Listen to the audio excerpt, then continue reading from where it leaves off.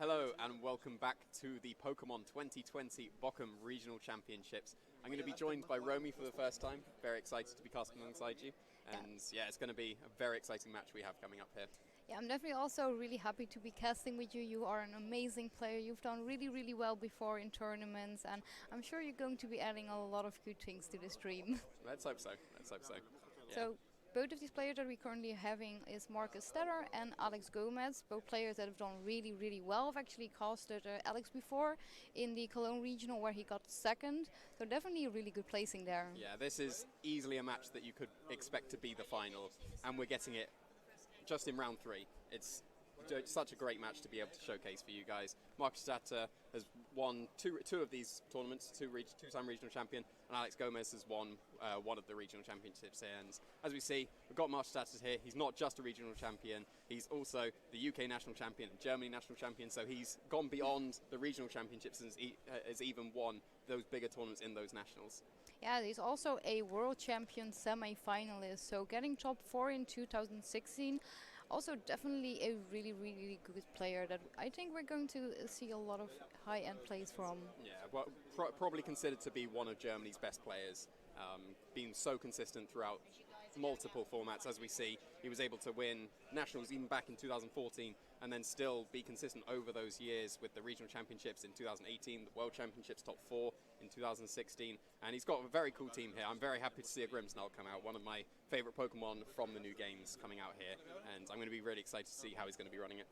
Yeah, definitely one of the, cooler new mons that does have that prankster ability, meaning that it can, kind of go for the support moves pretty much instantly. And here we see Alex Gómez, being a top 8 competitor at the World Championships last year. He's also gotten second place, in Europe International. He's also a national champion and also another regional champion. So also he has been playing for quite a lot of years. He also see that he also had really good plays in 2016. And looking at his team, he seems to also be running just one of the new mons, Dragapult. Yeah, Dragapult, one of the Pokemon that people have been saying is going to be one of the top Pokemon in this format, and you can see why. It's got so many viable movesets, one of the most flexible new Pokemon that we've got introduced into this format, and yeah, two very top competitors. It's going to be such a great game to cast. Yeah, we now see the players give each other a handshake. That's something that we see quite a lot, and we're going immediately into team preview. So on Markus' side here, we have the Duraludon, Arcanine, Grimmsnarl, Rotom, Tyranitar and Gyarados, and Alex is running that Dragapult, Togekiss, Rhyperior, Bronzong, Scrafty and a Charizard. Yeah, so seeing some really cool picks coming out from these two players. The Dragapult and Togekiss is a core that a lot of players have caught onto. Really consistent, being able to redirect away from that Dragapult to allow it to dish out that huge damage. We're seeing a Charizard as well on Alex's side, but not really an obvious weather setter, but to set the sunny day that the Charizard often likes to pair with its solar power to dish out those big fire moves boosted by the sun, but no obvious sun setter there, so going to be interesting to see how the Charizard is run there. And as we see on Markus' side, he is running that Grimmsnarl as well, a really good counter to that Dragapult that we see on Alex's side, as it's able to resist both the Ghost move, Ghost Stab and the Dragon Stab coming out from the Dragapult there. So going to be interesting to see how the Grimmsnarl is used for Markus here. He's got the Duraludon as well, a Pokemon we'd like to see Dynamax quite often, be able to set up those Max Steel Spikes to increase its defenses, go for those Max Wormins to reduce the attacks of the opposing player, but as we know, the Dragapult likes to carry that clear body, so they can't get the attack drop on it as well. And we've got quite fast modes from Alex coming here with the Dragapult, but then he's also got the slow option with that Bronzong, with that Rhyperior, and also the Scrafty as well, quite a slow Pokemon that could be used to support Alex into the position he wants to be in. Yeah, here we're going to see that lead card here. Mark is pretty much not visible on his lead card. Alex here, going a little bit more cheeking, having that really nice background, which I actually also use, which is from the area where you can get that Galarian Ponyta. And now here, getting immediately into that turn 1, we have the leads from that Bronzong paired with the Rhyperior on Alex's side, and on Markus' side we have that Grimmsnarl Duraludon lead. Yeah, really nice to see the slow-mo coming out from Alex here with the Bronzong and Rhyperior immediately, because he can go for the slow-mo with the Bronzong, or he can go with fast mode with the Dragapult, and opting for the slower mode here with the Bronzong and the Rhyperior, wanting to set up that Trick Room so that the Rhyperior could be moving first here. We've got the Grimmsnarl on Markus's side as well, well known for setting up something like a Light Screen or Reflect to reduce the damage coming out from the opposing side, and also the Duraludon maybe wanting to go for its Dynamax to be able to reduce the damage output coming out from both these physical attackers. So if it were to Dynamax and go for something like a Max Steel Spike to raise the defenses of both itself and the Grimmsnarl, it would reduce the damage coming out from both these physical attackers in the Rhyperior and the Bronzong. Yeah, you're exactly right, and we're immediately seeing that Dynamax come out from, I think what I believe is Markus, and it's going to be that beautiful Duraludon. Yeah, going to be Dynamaxing here, having access to that Max Steel Spike can be super effective against that Rhyperior and raising the defenses of the Duraludon and the Grimmsnarl. Yeah, definitely a good play would that be, and we actually just see Rhyperior protecting, not wanting to take any attacks coming out from that Duraludon. And actually also Grimmsnarl just gonna go for a Reflect. Definitely a good move here against two physical attackers on the field, and a Max Darkness here coming out from Duraludon into the Bronzong, which is able to live with just 2 HP, a super effective move. Definitely a really bulky Pokemon, that Bronzong, but it will now lower the special defenses, as Bronzong is now in the position to go for that Trick Room, so kind of reversing the speed orders of these Pokemon. Yeah, really well trained Bronzong there, surviving on the 2 HP, able to hang on and set up the Trick Room for the Rhyperior. So now the Rhyperior is in the position it wants to be in. Naturally slower than both the Grimmsnarl and the Duraludon, now able to move first thanks to that Trick Room, as well as the Bronzong surviving that turn. We see a lot of Pokemon that set Trick Room for the Rhyperior go for something super effective against the Rhyperior, something like a Bulldoze, or maybe a Jaraball coming out from the Bronzong into his own Rhyperior to activate that potential weakness policy that we see so often on the Rhyperior. And Markus did get up the Reflect with the Grimmsnarl, so the Rhyperior and the Bronzong will be doing reduced damage, but no Max Steel Spike coming out from the Duraludon, instead going for the Max Darkness, going for that knockout, and missing the knockout, so there will be a bit more damage coming out from Alex this side because he didn't get those raised defenses. Yeah, Alex now also deciding to quite quickly go for that Dynamax, probably going into that Rhyperior, since the Bronzong with just 2 HP left. Yeah, so Rhyperior wanting to double its HP, be able to take those effective moves even better, be able to dish out those Max Rock Falls and Max Quakes to deal out some huge damage here. Yeah, we're going to see a Thunder Wave coming out from that Grimmsnarl, meaning that this Bronzong is not going to move if it gets that paralysis, and that Bronzong is gonna go for Bulldoze, not caring anything about that.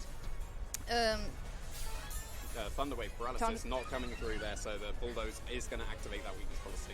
Exactly, so now this Rhyperior is at +2 attack, going to be doing a lot of damage, and also in the same time kind of lowering the speed of both this Rhyperior and Duraludon. Even though it is in Trick Room, it's probably still just going to underspeed it, or I guess outspeed it here in Trick Room. That Max Quake going into Duraludon, not able to lift it, even in its Dynamax form, is now kind of going to raise its special defense again, so kind of being again on neutral after that Max Darkness that came out from the Duraludon. Yeah, so even through the Reflect, the Rhyperior with that weakness policy activation was enough to knock out the Duraludon, and because there was the Max Darkness, Markus was going for that KO on the Bronzong, rather than raising the defenses to play a slightly longer game. He wanted to go on the offense, knock out the Bronzong, and because he failed to pick that up, and because the Bronzong was able to fight through that paralysis and go for that Bulldoze to activate the weakness policy on that Rhyperior, it was strong enough to knock out the Duraludon here. And Tyranitar, also not really a Pokemon you want to bring in facing down a Rhyperior that's in Trick Room with its weakness policy activated. A Max Quake into that Tyranitar is still going to do a lot of damage. The Grimmsnarl here, it did seem that the best move it could go for was that Thunder Wave onto Bronzong. Not the best chances of stopping it from moving, but if he would have been able to stop that Bronzong from moving, it would have stopped the Bulldoze and the weakness policy activation. Yeah, Grimmsnarl not really knowing what to do on the field here anymore, so instead does Gyarados is switching in the Tyranitar, going for a Protect, maybe want to try to live any Max Quake that coming out. Oh, this time the paralysis does paralyze the Bronzong, is not able to move, and instead he is actually going for a Max Rockfall into that Gyarados. Clean knockout here immediately on the switch in. Yeah, even with the Intimidate, the Gyarados super effective damage coming out from Max Rockfall is easy enough to pick up the knockout. Really smart target from Alex, ignoring the Tyranitar that did go for that protect, so a really big knockout for Alex here. Markus is down to his last two Pokemon. He's lost the Intimidate potential that he had with his Gyarados, so that Rhyperior will be sticking with its +1 attack now, thanks to that Intimidate and the weakness policy. He's still got the Reflect up for Markus. He's still got his Grimmsnarl to be able to maybe go for some foul plays into that Rhyperior. Thanks to its increased attack, it will be doing more damage as it's based off the Rhyperior's attack stat instead of the Grimmsnarl. Yeah, so the Rhyperior here ending its Dynamax form. Oh, we're just going to see the forfeit coming out, and Alex here taking the game. Markus kind of realizing that there just really wasn't much that he could do. Alex was still in Trick Room, had that boosted Rhyperior on the field, and he kind of just was definitely kind of in the back burner of this game because of that live on the Bronzong. Yeah, the Rhyperior was just in such a commanding position. It's the position you want to get it in. You want to activate that Trick Room, reverse the speeds, allow Rhyperior to start moving first, and when you get the Bulldoze into your own Rhyperior, it's moving even slower, it's got the weakness policy activated, and it's going to be doing so much damage. And as we saw, the Gyarados, even intimidating the Rhyperior, wasn't enough to save it from the Max Rockfall, and because the super effective Max Quake potential into that Tyranitar had just gone for that protect, if the Max Quake would have gone into that Tyranitar, it would have probably picked up an easy knockout as well. So yeah, really nicely played from Alex here, and key survival for that Bronzong. Yeah, we're now here kind of going into this game too. I think Markus definitely has to kind of worry about Trick Room going up again. So do you think there's kind of something different he can lead, maybe to make sure that he definitely stops it? Or maybe he wants to go for that damage roll. Maybe it was actually sometimes enough to pick up the KO on Bronzong? Yeah, well, you had the Max Darkness potential coming out from the Duraludon, and you didn't. That wasn't enough to pick up the knockout on the Bronzong. But then you do have that Tyranitar that has access to the same type of attack bonus, Max Darkness, if he was able to go for that. And you've seen that there's no Cobbleberry on the Bronzong, so if Markus was to go for something like the Tyranitar and go for the Max Darkness coming off from the Tyranitar instead, that might be enough to pick up the knockout on the Bronzong. But that would still leave you open to take a Max Quake from the Rhyperior, as Tyranitar's really not wanting to face down that Rhyperior. It likes to face down the Bronzong, but once it's been knocked out, Rhyperior still could put on too much pressure. Yeah, so I think Alex probably wants to go for that Trick Room mode again. It seemed that it worked so well, and Markus might not have, the opportunity to really stop it.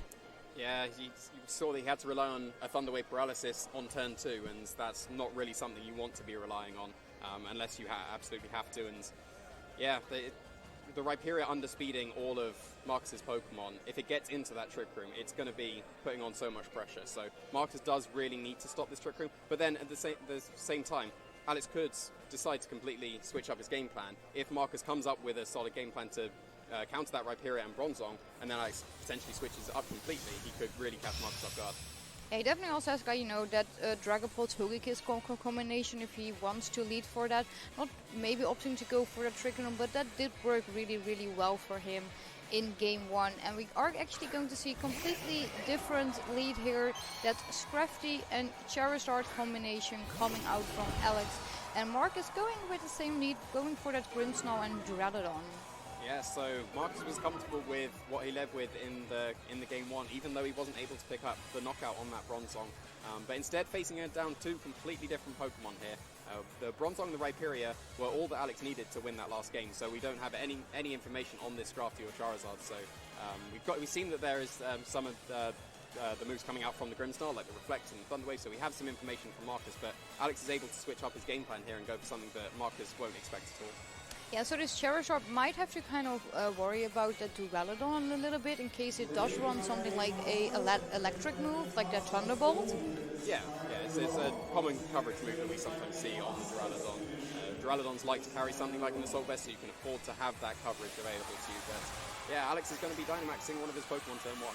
Yeah, he wants to quite quickly start doing a lot of damage, and he's deciding to go for that Charizard. Just the regular Dynamax on this Charizard, not having access to Solar Power if you are that Gigantamax Charizard, and that is the ability we commonly see on this Charizard. Yeah, we see a fake out here coming out from that Grimmsnarl, not really going to flinch that Charizard, and also Scrafty here following it up. Well, Charizard goes for a Max Flare into the Duraludon. enough to just pick up the clean knockout here on turn 1.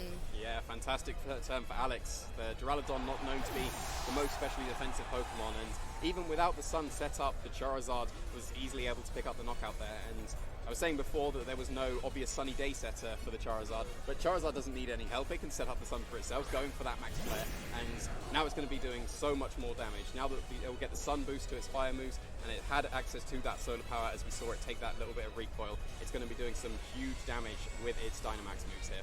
Yeah, we just see Gyarados switch in. I believe that I didn't see a Intimidate activating, so maybe it's something like Moxie?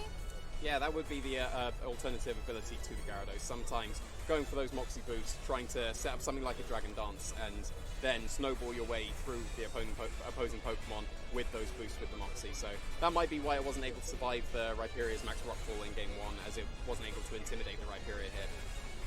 Yeah, so Gyarados kind of still being in a little bit of an iffy position, but Markus does have that Dynamax ability, so maybe if he wants to go for a Max Geyser, just to kind of set up the rain, making sure that the Charizard just does a little bit less damage, at least just this turn. If you see Scrafty switching out for that Bronzong, so Alex did decide that this time he wasn't going to lead that Bronzong, but he was still going to bring it in.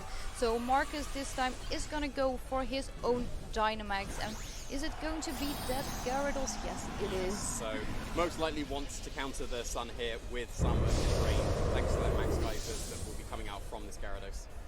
Yeah, most likely going to see some big Max Geysers doing probably a lot of damage to that Charizard. Grimmsnarl, you know, wanting to protect his own team, goes for a Light Screen, reducing the damage of special moves coming out.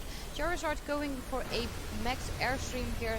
Just doing a tiny bit of damage to that Gyarados, but that's taken it quite comfortably. But it will raise the speed of both the Bronzong and the Charizard, as a Max Geyser is coming out from that Gyarados into the Bronzong actually. So quite a good switch here. Maybe kind of thinking that maybe the Charizard wants to go for Max Guard this turn, and Bronzong just easily taking a Max Geyser. Yeah, so quite a nice turn for Markus here. He's been able to counter the sun with his rain now. And the Charizard able to give a speed boost to the Bronzong, which is something that we don't normally see, Bronzong being quite speedy here, but is going to be increasing its speed, so maybe not wanting to go for that Trick Room that it's went for so successfully in that Game 1. And I believe we've seen all the moves from this Grimmsnarl here, and it does seem to be a completely supporting Grimmsnarl. No offensive moves like that Foul Play that we sometimes see on the Grimmsnarl, so not really any damage potential coming out from the Grimmsnarl, but still able to spread those Thunder Wave paralysis onto the Charizard and onto the Bronzong. So if we were to go for something like a Thunder Wave onto the Charizard this turn, it would drop the speed of the Charizard by half, maybe letting the Gyarados be able to outspeed the Charizard and get a Max Geyser off in the rain before the Charizard can set up the sun again. Yeah, Bronzong switching out again for that Scrafty. It's going to go kind of recycle that Intimidate. Definitely a good idea if you're facing down a Dynamax Gyarados that threatens a lot of damage on your own Charizard in this case, as a Thunder Wave is coming out from Grimmsnarl into the Charizard. It's going to paralyze it. Hopefully it's still going to be able to move, and it does. It's going to still be outspeeding that Gyarados, but with this Max Airstream really not doing a lot of damage. So this Gyarados is kind of still going to be able to move this turn. Yeah, it's probably going to be going for that Max Geyser, and boosted by the rain it's going to be doing a lot of damage here. Yeah, we're going to see if it's going to go this time into the Charizard. Yes, and it is just enough to pick up the KO there. The paralysis is not really mattering in the end, I guess. Yeah, it's interesting to see that the Charizard still outsped the Gyarados, even though it was paralyzed. So that initial Max Airstream was very important, and we do see the Moxie activate on that Gyarados now. So going to be increasing its attack by one stage, and now this Gyarados is in the rain, and an increased state of attack is going to be doing a lot of damage. Yeah, so Alex here switching in the Bronzong, not revealing the last mon that he has in the back.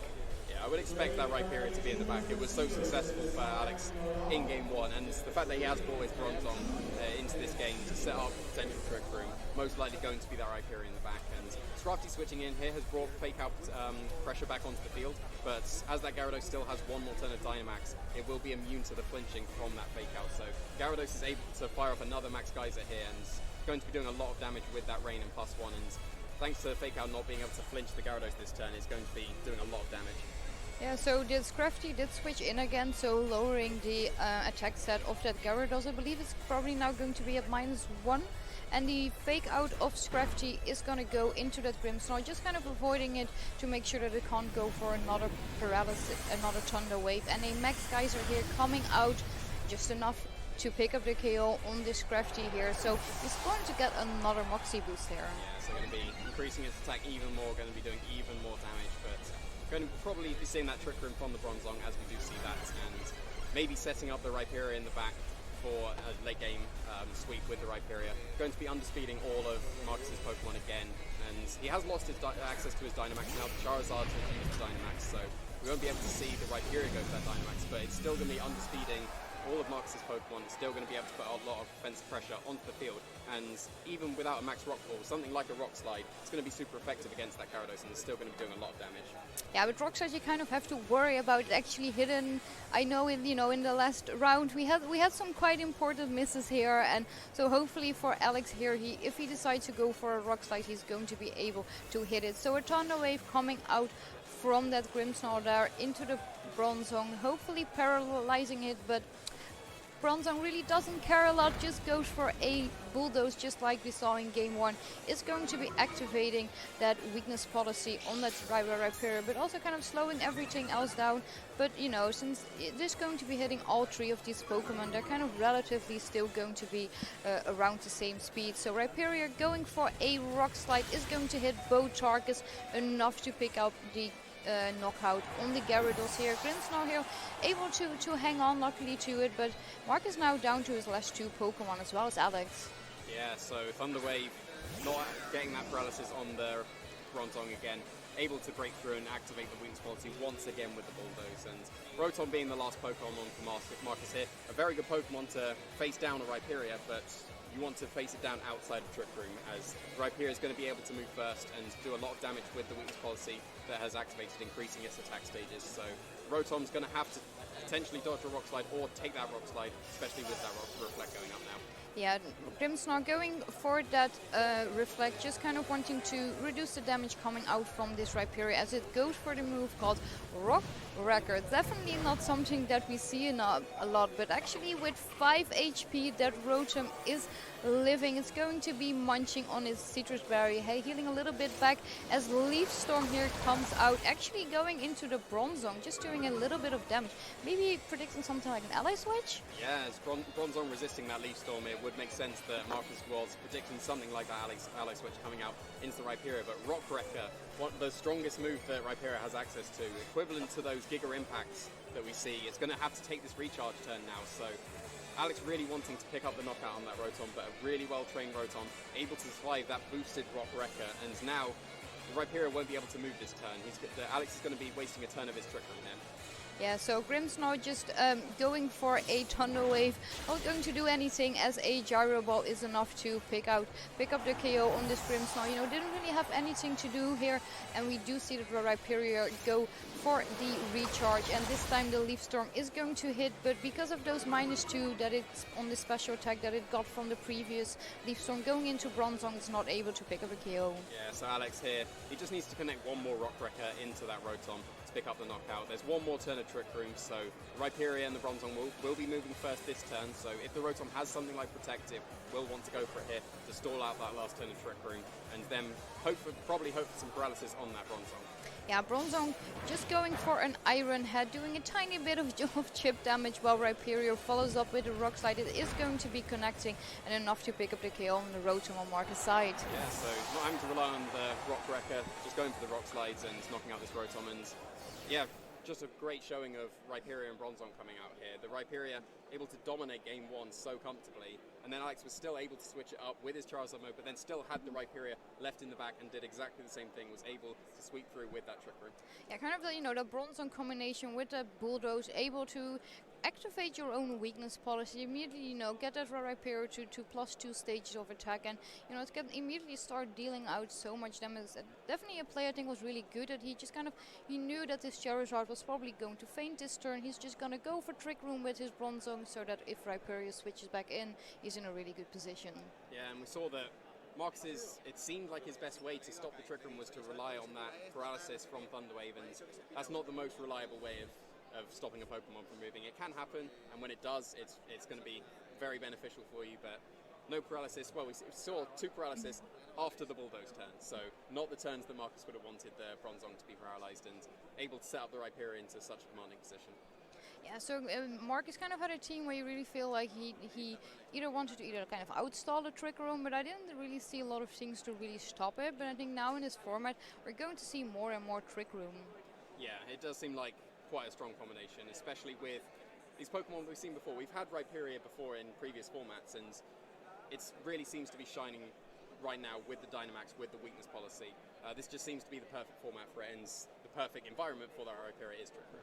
Yeah, because I believe there are very little grass moves that can actually get the knockout on that Rhyperior if it goes for Dynamax. So if someone goes for a super effective move, you're just going to activate the weakness policy. Yeah, because we saw that Leaf Storm from the Rotom, a -2 stages of special attack, not able to pick up the knockout on a regular Rhyperior, and that means that with the Dynamax, the Rotom would have been the Rhyperior would have been still able to survive that Leaf Storm, even if it was at neutral. So that solid rock ability is really crucial for Rhyperior for its weakness policies. Yeah, so we're going to be right back with an interview with Alex Gómez, the winner here of round 3.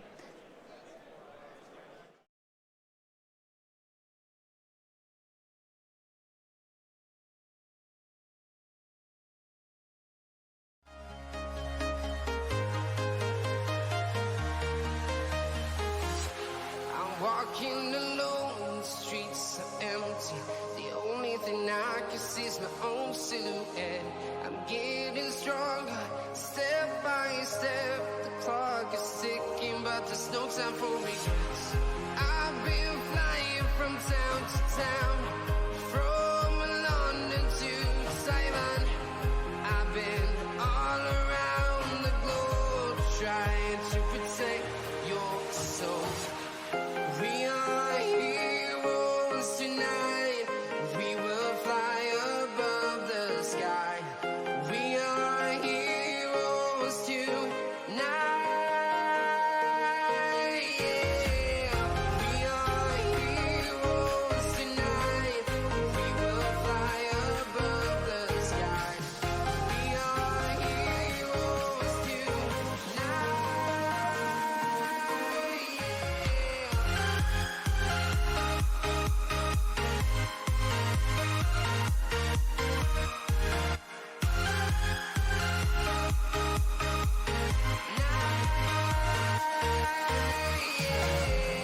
Feel like a dynamite, ready to explode right up in the sky.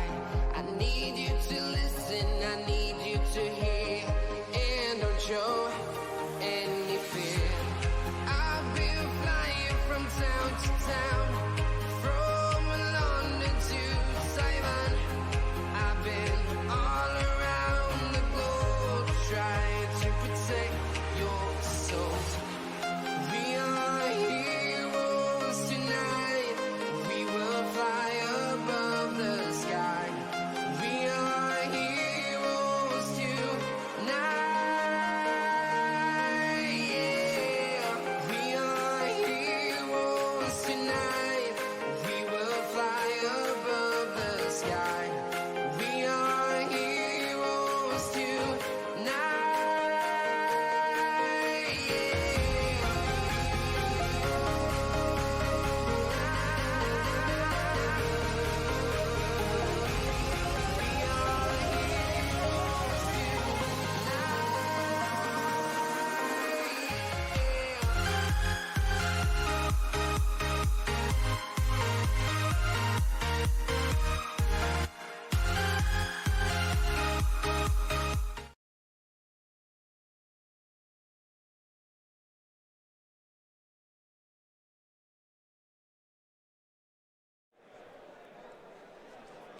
Hello and welcome back to the Pokémon 2020 Bochum Regional Championships, and I'm here with our round 3 winner, Alex Gómez, taking down one of the best players in the world, Markus Yes. Stadter. How are you feeling? I'm great, actually. This is a big confidence boost, to be fair. Like, I thought I would lose. I haven't had really that much of preparation for this tournament. So yeah, I thought I would really lose against Markus, and then I managed to pull it through. So yeah. Yeah, and it was very commanding win as well. That Rhyperior just being so dominant in that game. So tell us about the Rhyperior. Yeah, so basically I thought Grimace Duraludon would really be annoying, and I knew both Charizard and Rhyperior would be my win cons. I think I played really well around the Rhyperior. I was a little bit scared if he actually went for Reflect plus Max Steel Pike and then he switched out the Grimace and then brought Gyarados. But then I found out that his Gyarados wasn't Intimidate. So if I did the combo of Baldos plus Max Quake, I thought I wouldn't KO. So yeah, he didn't have Intimidate, and yeah, I think that was a little bit strange. And yeah, I don't know, I just pull it through. Yeah, and it did seem like his real best way of stopping Trickman was to rely on that Thunder Wave paralysis, and Bronzong being able to both survive the Max Darkness from the Duraludon, really well trained Bronzong, and be able to break through, activating the weakness policy was really crucial for this game. Yeah, it was really crucial. I think through one game 2, he didn't expect myself to Dynamax Charizard, which was weird because I thought he had to Dynamax his Duraludon so he could survive the Max Flare, but yeah, I don't know, like, I think he played well, but there were some plays which I thought he could have done better. Like, I do not think my matchup was actually great, and somehow I pull it through. So I think if we actually face each other in Top Cut, I'm going to lose. Like, he will know the real ways how to deal with my team. But both certainly players that we could expect to see in that Top Cut. So wishing Markus the best of luck, and also yourself best of luck. Thank you. We're going to be cutting back to a quick break, and then we'll be right back with round 4.